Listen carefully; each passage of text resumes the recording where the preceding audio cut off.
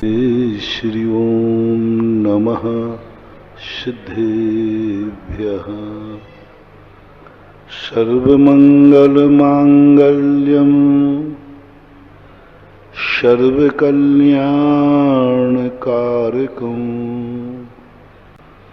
प्रधानं सर्वधर्माणां जैनं जयतु शासनम्। जैनं जयतु शासनम्। पंच परमेष्टि भगवान की आचार्य श्री गुरुवर कुंद कुंद महाराज की आचार्य श्री गुरुवर विद्यासागर महाराज की।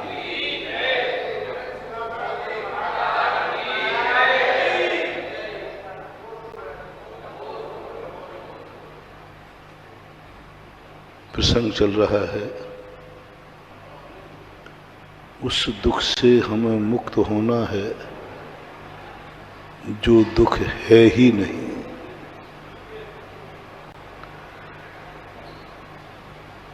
उससे, क्योंकि जो दुख वस्तुता हैं उनसे मुक्त नहीं हुआ जाता, उनका इलाज कराया जाता है। बीमारी हो तो इलाज हो, भूख हो तो भोजन दिया जा सकता है, प्यास हो तो पानी पिलाया जा सकता है, गरीब हो तो उसे अमीर बनाया जा सकता है, अंधा हो तो उसके नेत्रों का इलाज किया जा सकता है, बहरा हो तो कानों का इलाज हो सकता है, गूंगा हो तो उसका इलाज किया जा सकता है, पोलियो हो तो उसके लिए भी दिव्यांग दिए जा सकते हैं, मूर्ख हो तो उसे ज्ञान दिया जा सकता है, पापी हो तो उसे पुण्यात्मा बनाया जा सकता है, गिरा हुआ हो तो उसे उठाया जा सकता है, गंदा हुआ है तो उसे नहलाया जा सकता है, कपड़ा फटा हुआ है तो उसे अच्छा कपड़ा दिया जा सकता है, मकान से रहित है वो व्यक्ति दुखी है, उसे मकान दिया जा सकता है, माँ बाप से रहित है, अनाथ है, उसको शरण दी जा सकती है। अनाथ का दुख है तो हम कह सकते हैं कि नहीं, तेरा नाथ मैं हूं, तू चिंता मत कर। कोई अज्ञानी है, हम उसे ज्ञान देने का प्रयास कर सकते हैं। अभाव तो बताओ किस चीज का है, क्या दूं तुम्हें,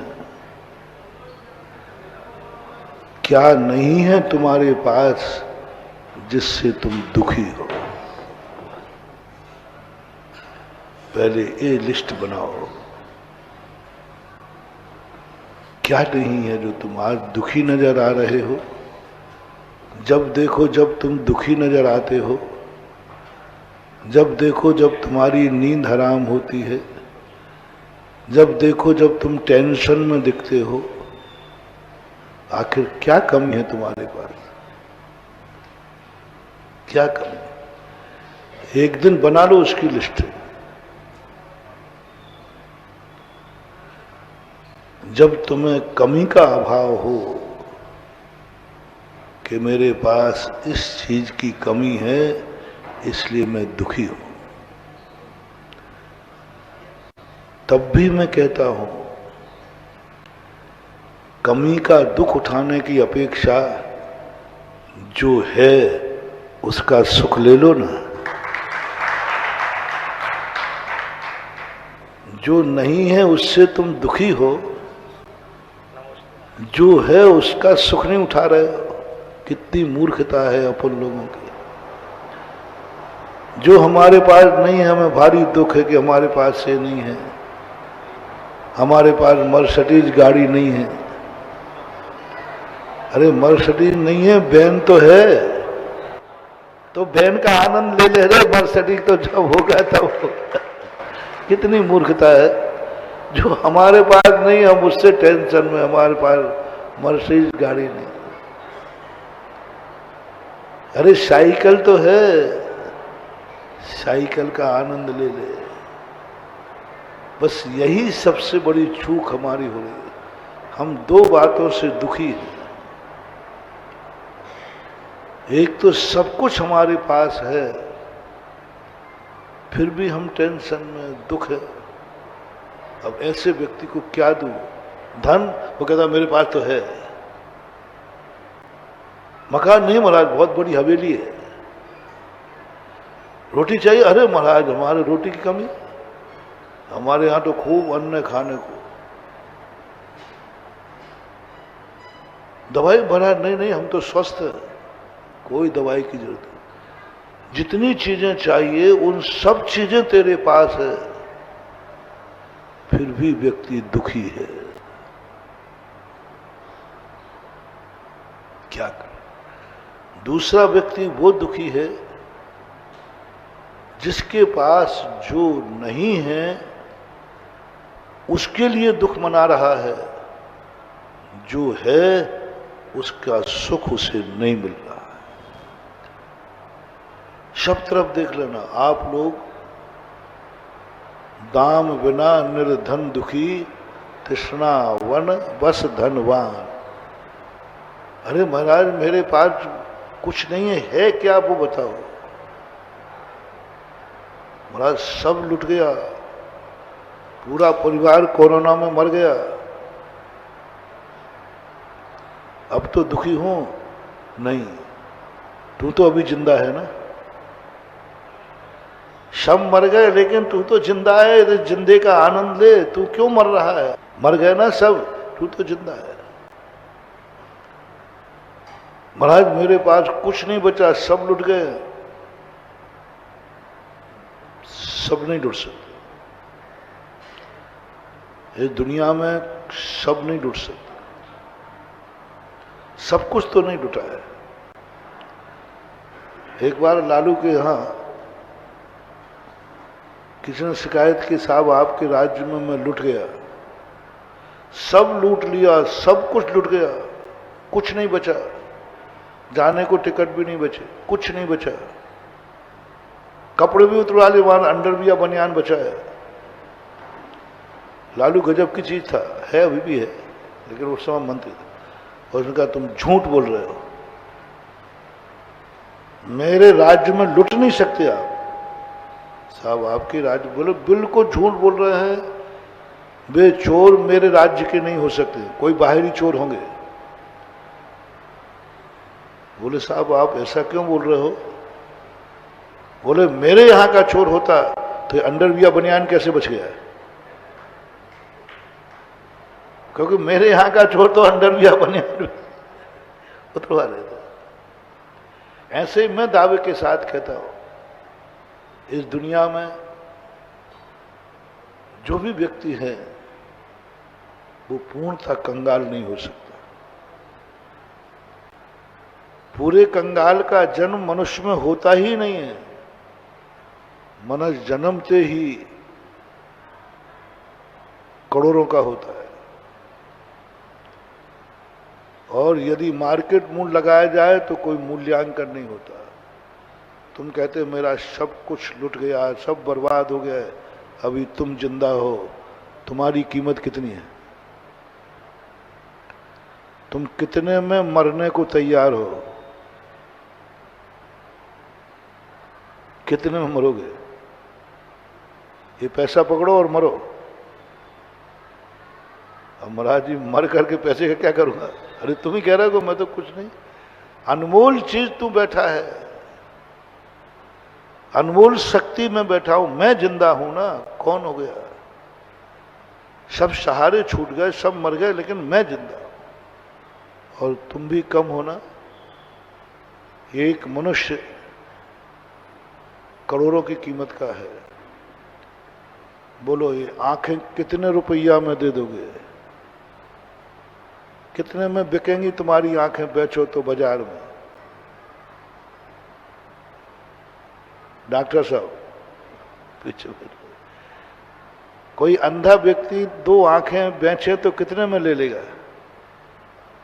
और कोई बड़ा आदमी और हुआ तो 10-50 लाख तो वो यूं दे देगा। आंखें दे दो उसको, 2 दान में दे दो, 10-50 लाख 1-8 करोड़ रुपया आ जाएगा। 2 आंखें तुम्हें करोड़पति बना सकती हैं। इतनी बड़ी गोदाम तुम हो, फिर भी तुम कंगाल बने हो कि मेरे पास कुछ नहीं है। एक बेच तो 50 लाख में, बता चलो, एक तुम अपने रखे रहना। हर गरीब से मैं कह रहा हूं, एक आंख बेच दो, एक आंख वाले हो जाओ, 50 लाख रुपया आ जाएगा। भिखारी से भी पूछ लेना, वगैरह साहब भीख मांग लूंगा लेकिन आंख तो कौन बेचता है? कोई एकाध पागल हो, विक्षिप्त हो, ज्ञानी ना हो तो बेचेगा।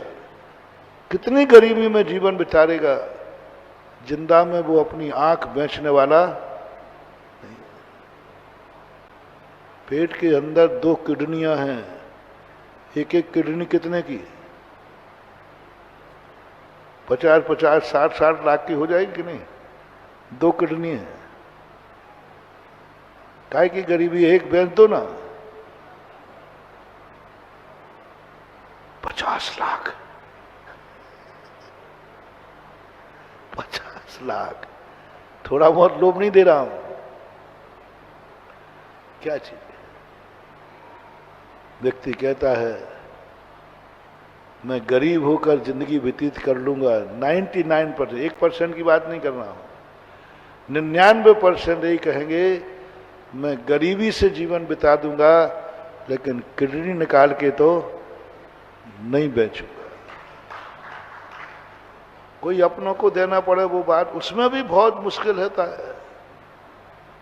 किडनी है, लीवर है, कितने फंगस हैं जो कि करोड़ों रुपए के,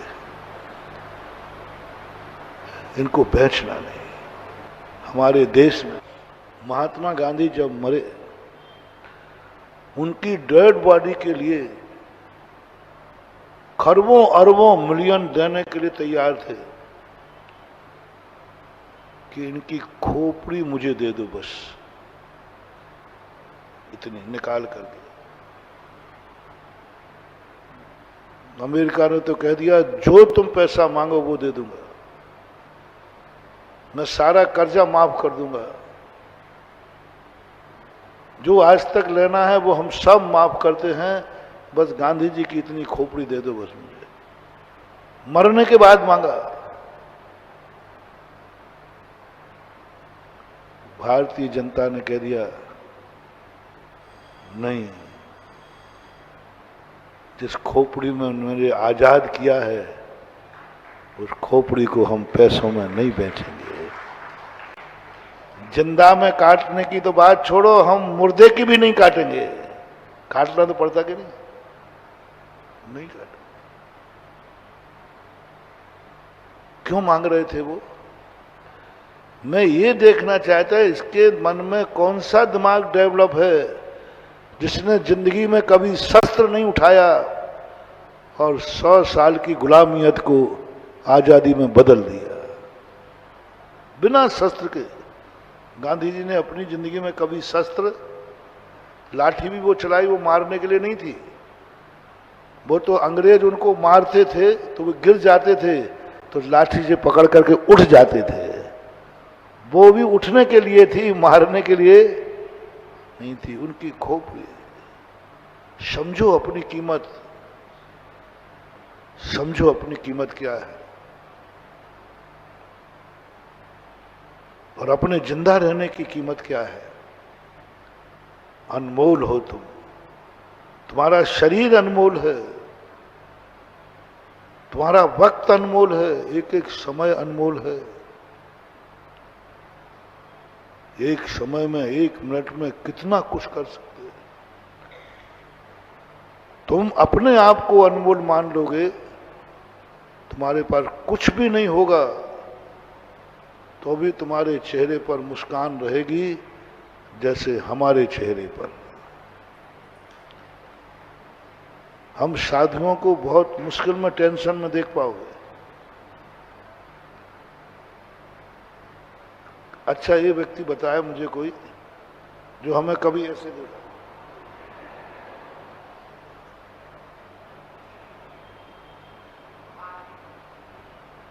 अभी देख लिया, ये तो बता रहा था।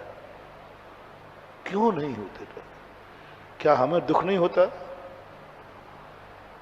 क्या हमारे लिए कमियां नहीं है? क्या मैं पूर्ण हूं? क्या मैंने वो सब कुछ पा लिया जो मैं पाना चाहता हूं? क्या मैंने सब कुछ कर लिया जो मैं करना चाहता हूं? क्या मेरी जिंदगी में दुश्मन नहीं है? क्या मेरे बुरे कर्मों का उदय नहीं आता है? क्या मेरी जिंदगी में कांटे नहीं हैं? हैं। मेरी जिंदगी में कांटे हैं। इन कांटों ने तीर्थंकर को नहीं छोड़ा तो मुझे क्या छोड़ेंगे? मेरी जिंदगी में संकट है, मेरी जिंदगी में भी दुश्मन है, मेरी किस्मत भी मेरा साथ नहीं देती। सुन रहे हो ना? महाराज जी, हमारी किस्मत साथ नहीं दे रही। मैंने कहा भैया तुम हम एक ही हो, हमारी भी नहीं दे रही। लेकिन मैं अपने आप को बदकिस्मती नहीं कहूंगा, समझना। मेरी किस्मत मेरा साथ नहीं दे रही है। कितने कार्य मैं करना चाहता हूं लेकिन कर नहीं पा रहा हूं, किस्मत साथ नहीं दे रही। कितने बड़े कार्य करना चाहता हूं लेकिन मेरी किस्मत ही साथ नहीं दे रही। मैं चाहता हूं कि मैं ऐसा हाथ उठाऊं और जिनेन्द्र देव का मंदिर सोने का बन जाए, लेकिन किस्मत ही साथ नहीं दे रही। किस्मत कभी हमें पूर्ण करती ही नहीं बंधु। किस्मत कभी तुम्हारा साथ नहीं देगी, क्योंकि जो हम चाहते हैं किस्मत सदा उसके लिए कम पड़ेगी। जितना हम चाहते हैं कितना ही कमा लेना, वो कमाई कम पड़ेगी। जीवन एक फिसले सफर है कि मंजिल पर पहुंचा कि मंजिल बढ़ा दी। कितने बड़ा आदमी हो, उसकी कमाई कम पड़ जाती है, इच्छाएं पूरी नहीं हो पाती, क्योंकि वो आगे फिर बढ़ा देता है, फिर बढ़ा देता है। तो ये आज निर्णय करके चलो, किस्मत कभी तुम्हारा पूरा साथ देगी ही नहीं। किस्मत थक जाती है, कहां तक करें। किस्मत से मैंने पूछा, किस्मत पुराण मैंने पढ़ा, भाग्य को मैंने पढ़ा। मैंने भाग्य से, किस्मत से पूछा कि क्यों नहीं तुम साथ दे देते हो। तुमने कहा कहां तक क्या करूं, इसका जितना साथ दे दो वो उतनी आगे बढ़ जाता है। किस्मत साथ देने को तैयार है। तुम निर्णय करो, हम इससे ज्यादा कुछ भी किस्मत से नहीं चाहेंगे। फैसला करो पहले, आज फैसला करो। जिस दिन होश संभालो उस दिन फैसला करो, मेरी जिंदगी में बस इससे ज्यादा मुझे कुछ नहीं चाहिए। वो किस्मत से मैं चाहता हूं, वो भगवान से मैं चाहता हूं, मैं कुदरत से मैं वो चाहता हूं। फैसला करो, पहले दिन फैसला करो, पहले दिन फैसला करो। जब तुम्हारा जन्म हुआ है, देखो मैं आज तुम्हारे किस्मत पुराण खोल रहा हूं, कितनी किस्मत साथ देती है। पूछ रहा हूं तुमसे, बच्चे का जन्म हुआ, बच्चे से अपन पूछते हैं, बोल क्या चाहता है, जो चाहेगा वो मिलेगा, बोल क्या चाहता है। तो एक बालक क्या कहेगा? मुझे कुछ नहीं चाहिए, मुझे तो भूख लगी है, मम्मी दूध पिला देवे, बस इससे ज्यादा कुछ नहीं चाहिए। कितनी छोटी मांग थी। बोलो कितने लोगों की किस्मत इतना साथ देती है। जन्म से ही मां का दूध कितने लोगों को नहीं मिलता है। 100 में से एक बहुत कह दिया मैंने, हजारों में एक, हजारों में एक है। इतने लोगों में से बताओ, अपन लोग जितने बैठे हो, किसको मां का दूध नहीं मिला?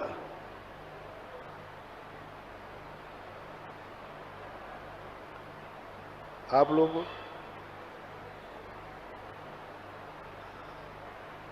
क्यों रे छोकरो, तुम लोगों को मां का दूध पीने मिला के नहीं? दादा बस अपन को 100% रिजल्ट आ गया। और हम कहते हमारी किस्मत साथ नहीं देती, हम कहते हमारा भाग्य रूठा हुआ है। जन्मते ही हमने बताया कि मेरी एक ही इच्छा है कि मैं भूखा नहीं रहूं, बस मुझे मां का दूध मिलना चाहिए। किस्मत ने कहा मिल जाएगा, और मिल गया। थैंक्स कह दो ना एक बार, अब नहीं कहोगे। अब तुम दूध में मान जाओगे, अरे राम राम राम राम राम। बालक को दूध मिलते ही आनंद मस्त हो जाता, बस कुछ नहीं चाहिए मुझे, दुनिया से कोई लेना देना नहीं। वो दूध पीते पीते सो जाता है। बोले कि बस किस्मत ने साथ दे दिया। पता नहीं थोड़ा सा वो बालक है ना, अज्ञानी है ना, इसलिए वो ज्यादा मांग नहीं पाया। चलो तुम बड़े हो गए, स्कूल जाने लगे। स्कूल जाते समय तुमसे पूछा क्या चाहते हो, क्या चाहते हो? बोले कुछ नहीं, स्कूल जा रहा हूं, अच्छी तरह पढ़ लूं, पास हो जाओ। बोलो कितने % लोग फेल होते हैं? 90% तो, 60% तो पास होते ही होते हैं। पास होने की संख्या ज्यादा है, यानी 60, 70, 80, 90% लोग पास होते हैं, यानी किस्मत साथ दे रही है। आपने मांगा, किस्मत ने कोई बात नहीं, पास हो जाएगा, पढ़ लेना थोड़ा सा। पढ़ने के बाद महाराज पढ़ाई में बच्चे लोग बुद्धू होते हुए ज्यादा नहीं जानते। चलो पढ़ लिखने के बाद अब तुम क्या चाहते, क्या चाहते हो? बहुत छोटी सी मांग होगी तुम्हारी। क्या चाहते हो? बस महाराज जी इतना धंधा चल जाए, इतनी नौकरी मिल जाए कि मेरा पेट पल जाए, मैं परिवार का पेट पाल लूं, बाल बच्चे पालूं, बस इतने से ज्यादा कोई मांग करोगे ही नहीं। पेट भर जाए, परिवार पल जाए, माँ बाप की सेवा कर सकूं, इससे ज्यादा तुम्हारी मांग नहीं होगी। पहले दिन की बात कर रहा हूं, जब तुम पहली बार गृहस्थी में प्रवेश किया, व्यापार में पहले दिन कहा, दुकान पहले दिन खोली, पहली बार दुकान खोली, पहली बार फैक्ट्री खोली, पहली बार नौकरी ढूंढी, पहली बार नौकरी का फॉर्म भरा, तो तुम्हारे शब्द से क्या निकलेगा? क्या कर रहे हो भाई? महाराज थोड़ा सा धंधा कर रहा हूं। क्या कर रहे हो? महाराज नौकरी का फॉर्म भर रहा हूं। क्यों? जवाब दो ना। पहली बार, पहले दिन की बात पूछ रहा हूं, बाद की नहीं। बाद में तो तुम बहुत बदमाश हो। पहले दिन स्कूल से निकले थे, क्यों नौकरी ढूंढ रहे? हमारा पेट पालना है, माँ बाप बूढ़े हो गए हैं, शादी करूंगा तो बाल बच्चे भी, इससे ज्यादा तुम्हारा कोई नहीं। पेट भर जाए, बाल बच्चे हो जाएं, रोटी कपड़ा और मकान, ये 3 से ज्यादा तुम्हारी इच्छा नहीं रहेगी। रोटी कपड़ा और मकान, ये 3 चॉइसें आपकी होंगी, किस्मत कहती हो जाएगा। कितने % लोग भूखे सोते हैं? बोलो। मैंने कोरोना में देखा है। मैंने कोरोना में पूरे भारत में नेटवर्क बिछाया था और एक दिन इसी मंच से घोषणा की थी कि कोरोना काल में जब कहा कि बाजार बिल्कुल मार्केट बंद, कोई सब्जी लेने भी नहीं जाता, सब्जी की दुकान भी नहीं, कुछ नहीं मिलेगा, तो मैंने कहा गरीबों का क्या होगा, बेचारों का क्या होगा। मैं शहर गया और अनिश्चितकालीन के लिए बाजार बंद। तो जो रोजमर्रे के लोग कमाते हैं और खरीदते हैं और खाते हैं, उनका क्या होगा। बस ये कल्पना आई। मैंने इसी लाइव में घोषणा की थी, भारतवर्ष के हर व्यक्ति को मेरी घोषणा है, कोई व्यक्ति रात में भूखा नहीं सोएगा। यदि भूखा है तो कृपया करके मेरे पास समाचार भेजे, 24 घंटे के अंदर उसको रोटी पहुंचेगी। 24 घंटे के अंदर सूचना आने पर 24 घंटे के अंदर उसको रोटी पहुंचेगी। भारत के किसी भी कोने में 24 घंटे तो भूखा रहना पड़ेगा। और जगह जगह लोगों को, जितने भक्त थे, मैंने कि आज सबसे बड़े भक्तों की हमने पूरे भारत की कमेटी बनाई। जहां जो भक्त रहता है घर में अपने अड़ोसी पड़ोसी झांके कि वो रात में भूखा तो नहीं सो रहा है। कोरोना के समय मुझे जहां तक सूचना है, एक भी व्यक्ति भूख से नहीं मरा। क्या अखंड भारत का उदाहरण। हम चाहे कितने भी संप्रदाय मानने वाले हों, हम कितने भी लड़ने भिड़ने वाले हों, लेकिन कोरोना के संकट में सारा भारत अखंड था। हर व्यक्ति कहीं ना कहीं से सहायता करने खड़ा था।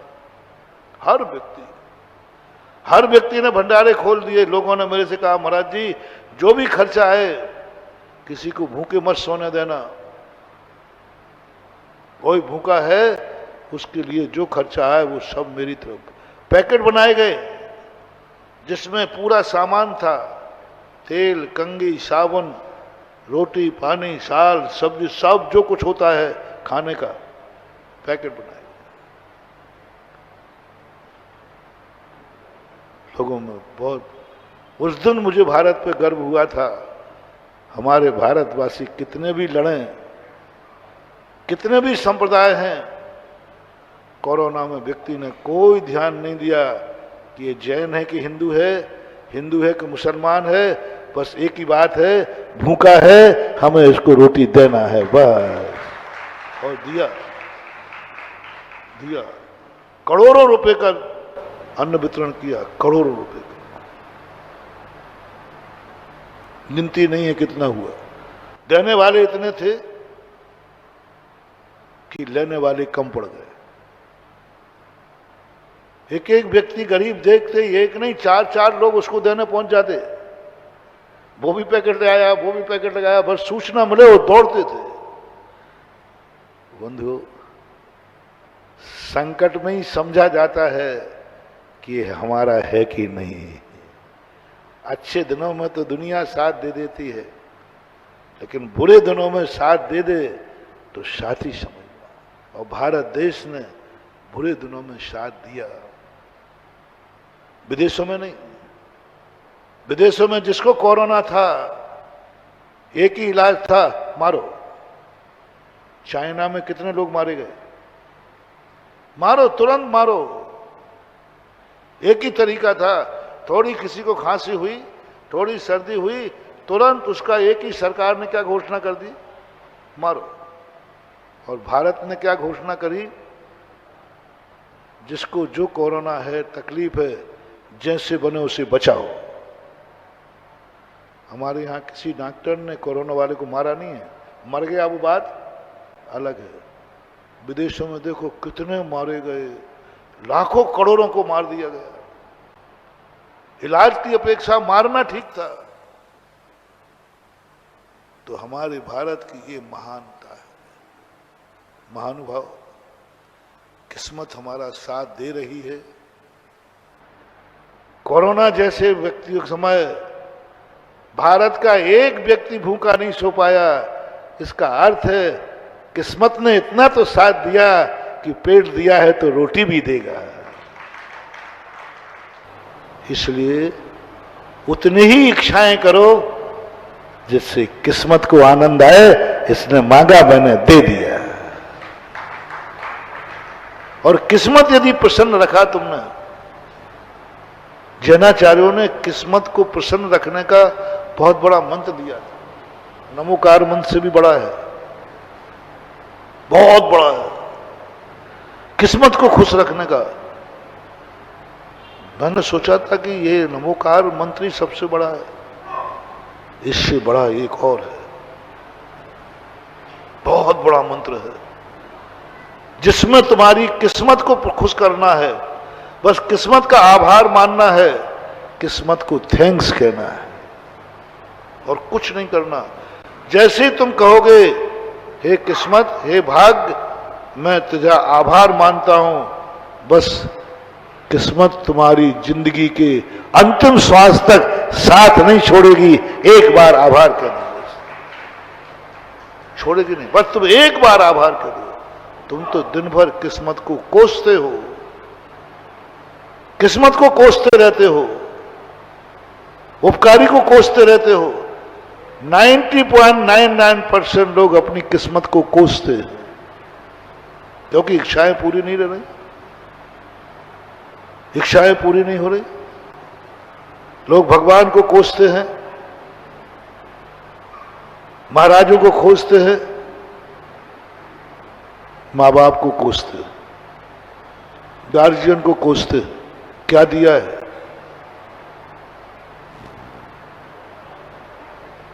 उदाहरण बताऊं पकड़ के ऑन द स्पॉट। मेरे पास सब सैंपल है, चिंता नहीं करना।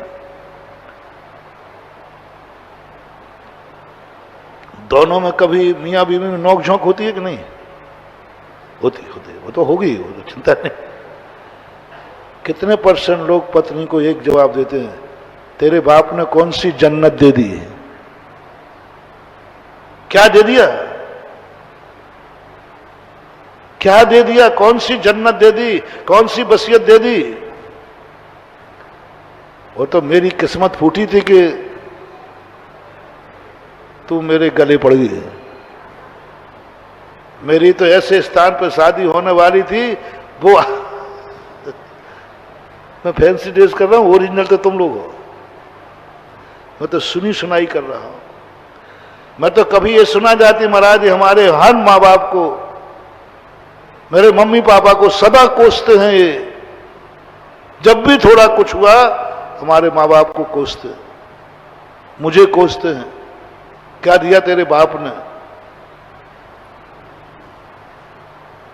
महानुभाव, 100 जन्म तक साधु बन के नहीं, हिजड़ा बनोगे, हिजड़ा। तुमने किसको कोसा है?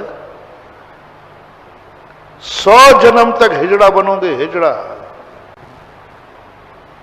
तुमने किसको कोसा है? जिसने अपने कलेजा का टुकड़ा तुम्हें दिया है। दहेज नहीं था ये, देहज था। दहेज नाम नहीं था इसका, देहज।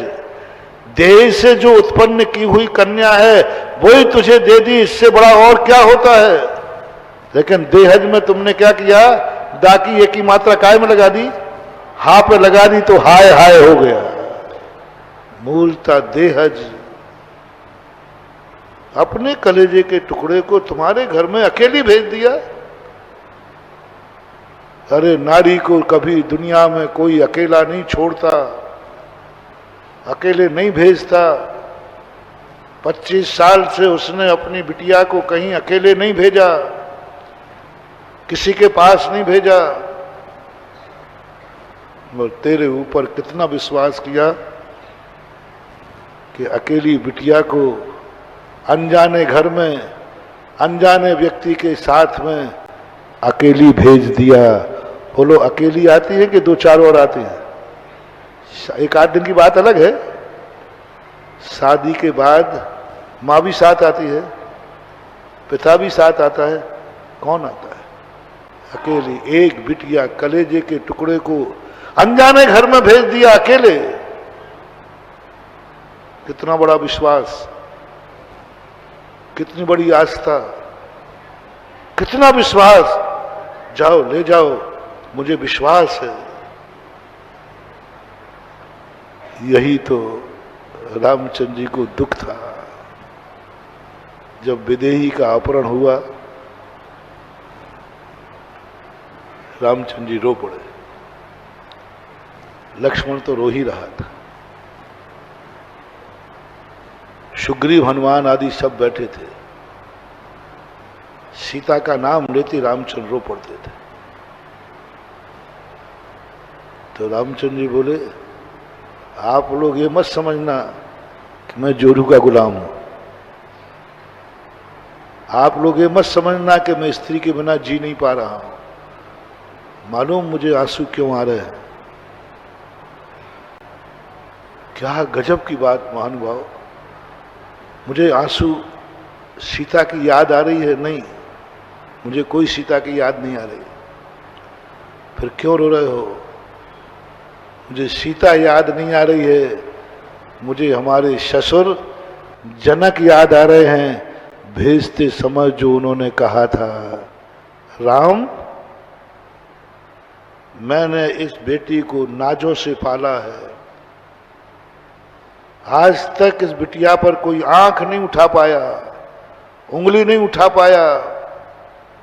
आज तक कोई भी व्यक्ति मेरे बिटिया को कोई कष्ट नहीं दे पाया, मेरी बिटिया को कभी आंख में आंसू नहीं आया। पूरी कहानी सुनाई जनक ने राम को। हर माता पिता कुंवर साहब को यही बताता है, मेरी बेटी में मैंने कैसे रखा, कैसे पाला, कैसे क्या किया। जनक ने भी वही कहा था, राम मालूम मैंने इस बेटी को कैसे पाला है,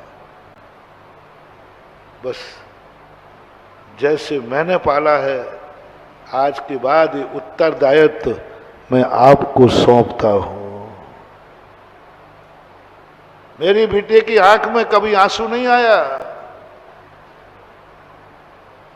अब दशरथ वालों को, अब अयोध्या वालों को, अब रघुवंशियों के लिए मैं ऐसी लाडली को सौंपता हूं, और इस विश्वास के साथ कि मेरे घर में जब बेटी नहीं रो पाई तो अयोध्या में भी जाकर के मेरी बेटी को आंसू नहीं आना चाहिए। बस मैंने वचन दिया था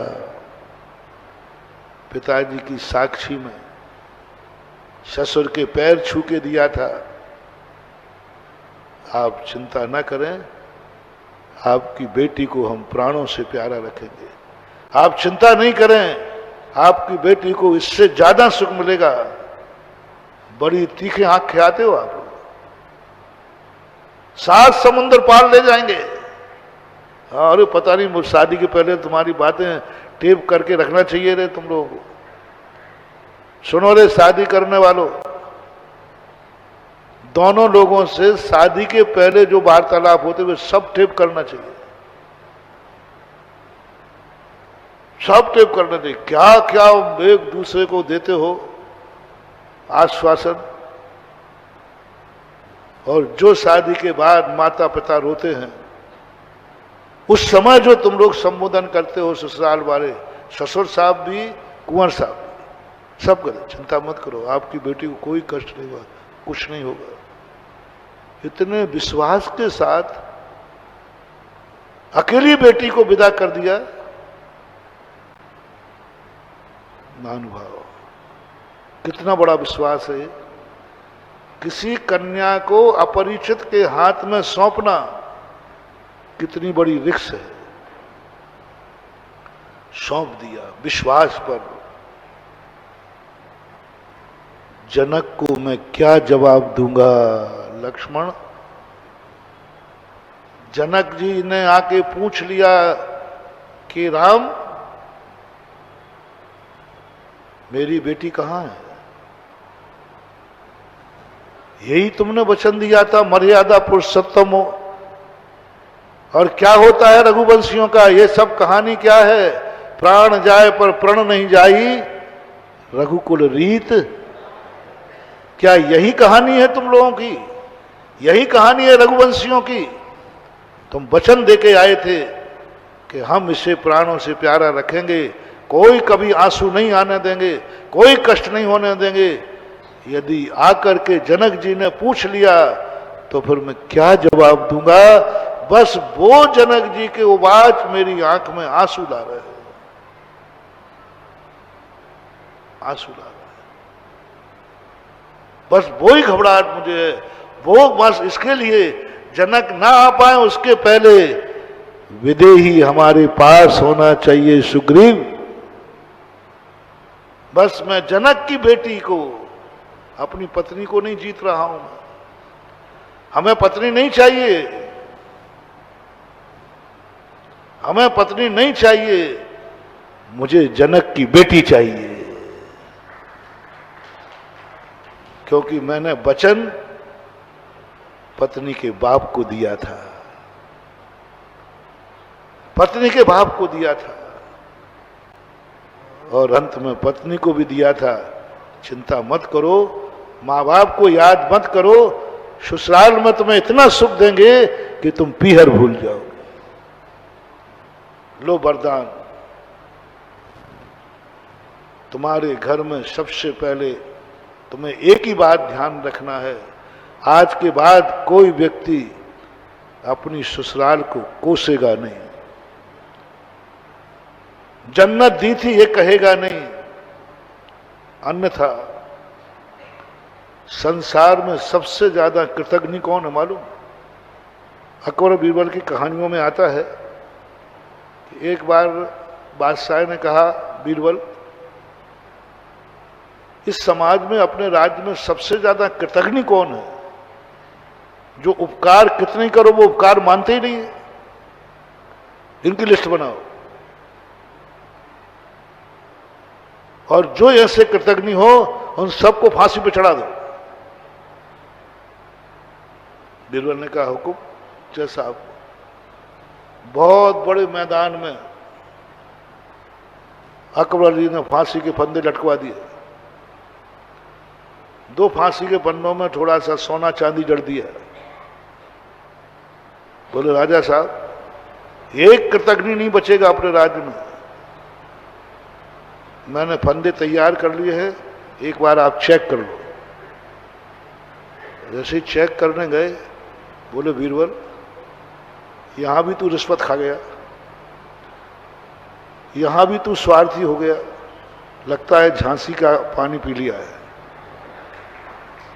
तूने सारे फंदे ठीक बनाए, ये दो क्यों नहीं बनाए ठीक? इनमें सोना चांदी क्यों जड़ दिया? बोले, सरकार ये दो इसलिए स्पेशल बनाए, एक आपके लिए और एक मेरे लिए। बोले, क्यों? क्यों? बोले, संसार से सबसे ज्यादा कृतज्ञ कोई होता है तो कुंवर साहब, सबसे ये कभी उपकार मानते ही नहीं है। आप भी तो कहीं के और मैं भी कहीं का। बोलो, आपने कभी रानी से ये कहा?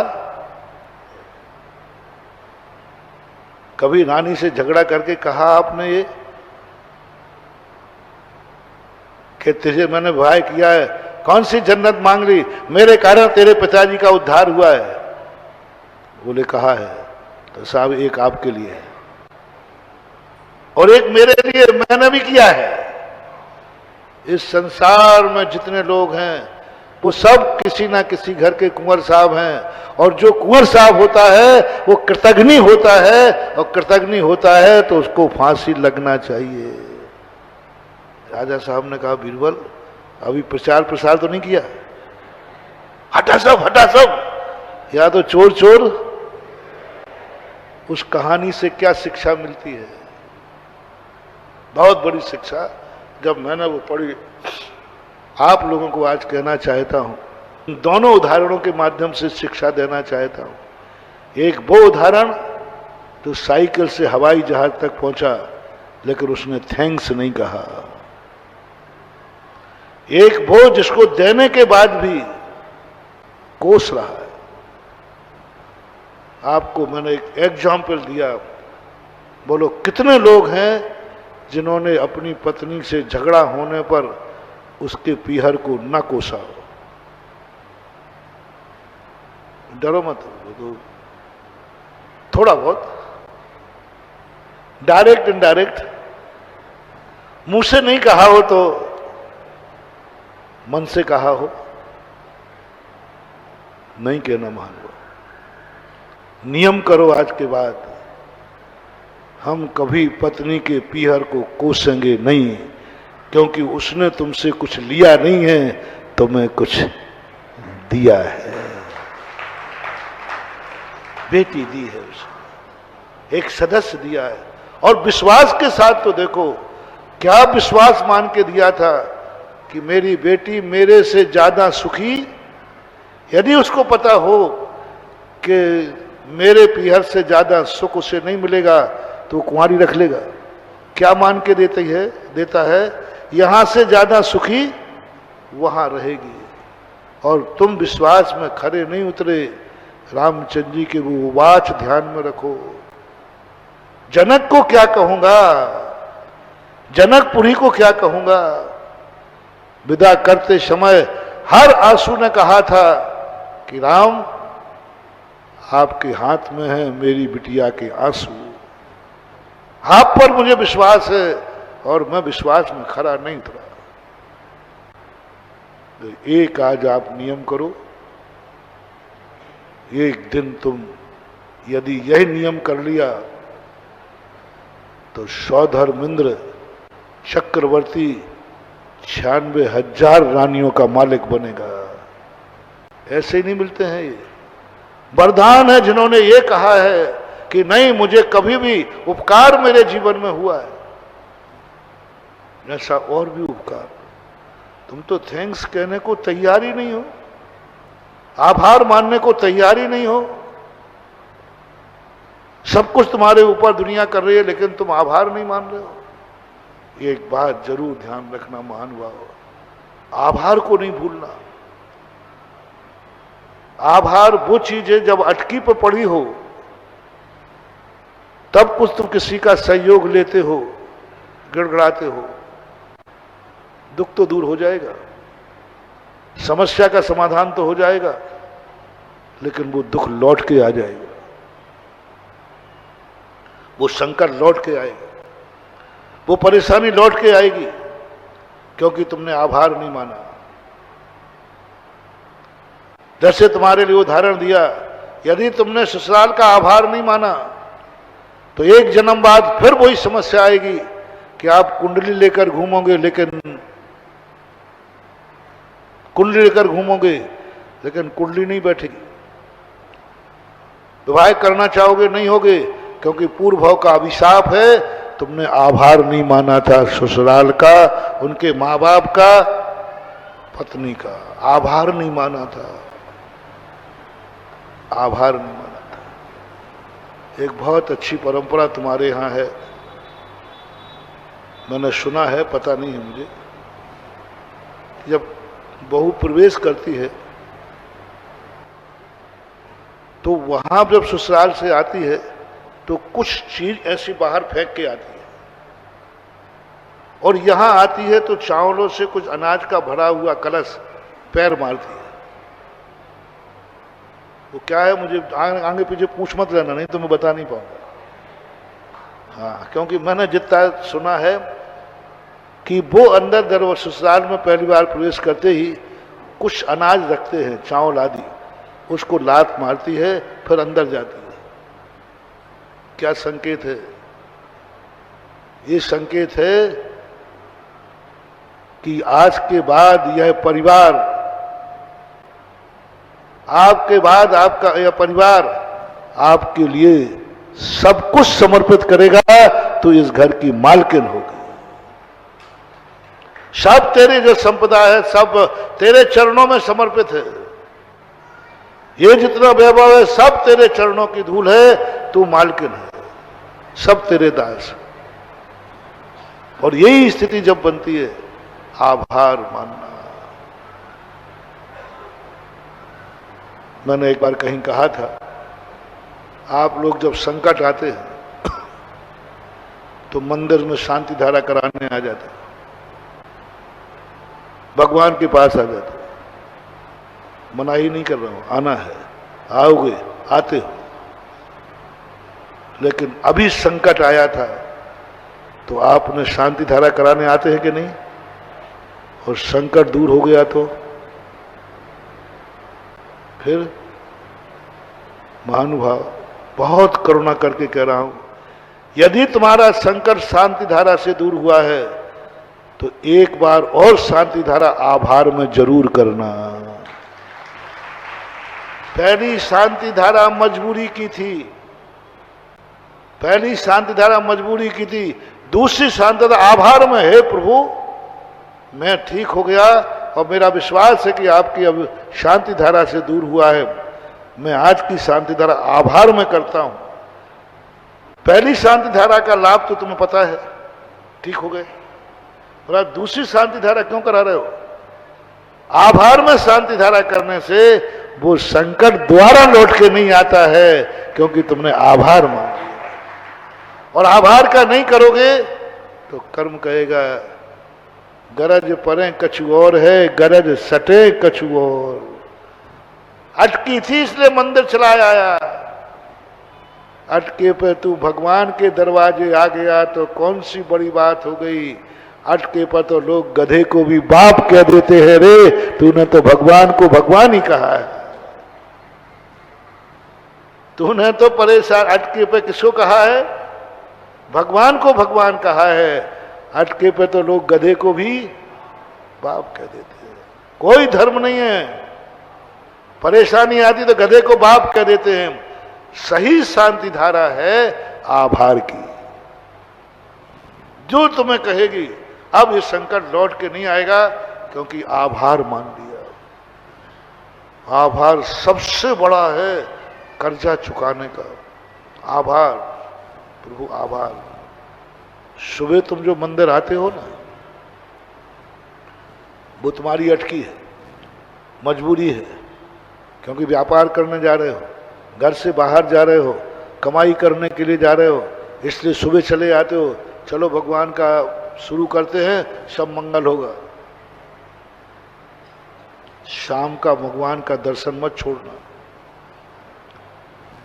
यदि सुबह भगवान का दर्शन करने गए हो और तुम्हारा दिन सकुशल हुआ है, तुम सकुशल घर लौट के आए हो, सकुशल घर लौट के आए हो, बाजार गए थे तुम शाम तक लौट के आए हो, लौटने के पहले मंदिर में एक बार जरूर जाना, दुकान बंद करके आभार मानने। भगवान सुबह आपके चरणों में आया था, आज मैं सुरक्षित आ गया, मैं आपका आभार मानता हूं। आभार माना। शाम का मंदिर मत छोड़ना। बहुत बड़ी भूल हो रही है, मंदिरों में सुबह भीड़ लगी रहती है, सब ये स्वार्थी है, सब दिन ठीक करने के लिए आ रहे हैं, सब मंगलाचरण करने के लिए आ रहे हैं। मंगलाचरण कौन नहीं करता? जिससे मंगल हो, जिससे मंगल हो, दिन अच्छा निकले। सुबह का दर्शन स्वार्थ दर्शन, मजबूरी का दर्शन, कामना का दर्शन, सफलता का दर्शन, और शाम का दर्शन आभार का दर्शन। आभार मानो, ये कृतज्ञ है। बादशाह ने कहा जो उपकार नहीं मानते उन्हें सूली पे चढ़ा दो। जो भगवान के दर्शन करने से, शांति धारा करने से ठीक हुआ है और तुम आभार में नहीं मानोगे, तो कर्म कहता है इसको सूली पे चढ़ा दो, क्योंकि ये कृतज्ञ है। बोलो कितना भी कुछ हो, मैं पत्नी के पीहर को कभी कोसूंगा नहीं, कभी नहीं कोसूंगा। कुछ नहीं दिया अपने मुंह से कहूंगा नहीं। जो नहीं दिया उसको क्यों कोस रहे हो? जो दिया है उसका तो आभार मान लो। जो नहीं दिया उसको, यही था ना अपने प्रवचन का श्रावण, कि उनको मैं कैसे सुधारूं। जिनके पास जो नहीं है उसका दुख मना रहे हैं, लेकिन वे बड़े मूर्ख हैं, जो हैं उसकी खुशी नहीं मना रहे हैं। जो नहीं है उसका तो गम है, लेकिन जो है उसकी खुशी तो मनाओ। चुपड़ी हुई रोटी नहीं है उसका गम है तुम्हें, लेकिन सूखी रोटी है उसकी तो दिवाली मनाओ। जो है उसकी तो दिवाली मनाओ, उसको तो तुम देख नहीं रहे फूटी आंख से, और जो नहीं है उस पर नियत खराब कर रहे हो। यही तुम्हारे विनाश का कारण बनता है। इसी कारण से डाउनफॉल आता है। दूसरा मोटिवेशन दिया, जो है उसको क्या कहना है? थैंक्स। जो है उसको क्या कहना है? किस्मत वाला हूं, मैं बहुत किस्मत वाला हूं। तीसरा दिया, जिसने उपकार किया है उसका आभार मानना है। सुबह मंदिर गए हो तो जल्दी बोलो, शाम को जाना, ज्यादा समय नहीं। सुबह जैसा अभिषेक नहीं कराऊंगा, बस इतना कर लेना, नमस्कार और 9 बार नमोकार मंत्र करके घर वापस आ जाओ। जो संकट तुम्हारा अभी भगवान के दर्शन से दूर हुआ है, वो संकट तुम्हारे पास दोबारा लौट के नहीं आएगा। इसलिए मैं आभार मना रहा हूं। यदि तुमने माला फेरी है, उससे ठीक हुए हो तो एक माला आभार में फेर लेना। भक्तांबर पाठ पढ़ के ठीक हुए हो तो एक बार भक्तांबर पढ़ लेना। कहीं तुमने किसी क्षेत्र की मनौती की है तो उसके करने के बाद एक बार आभार में जरूर जाना, प्रभु मैं ठीक हो गया हूं। आभार मानना सीखो हर चीज का। अभी वो प्रसंग अपना बाकी है कि वो दुख कैसे मिटा जाए जो दुख ही नहीं है। महावीर भगवान की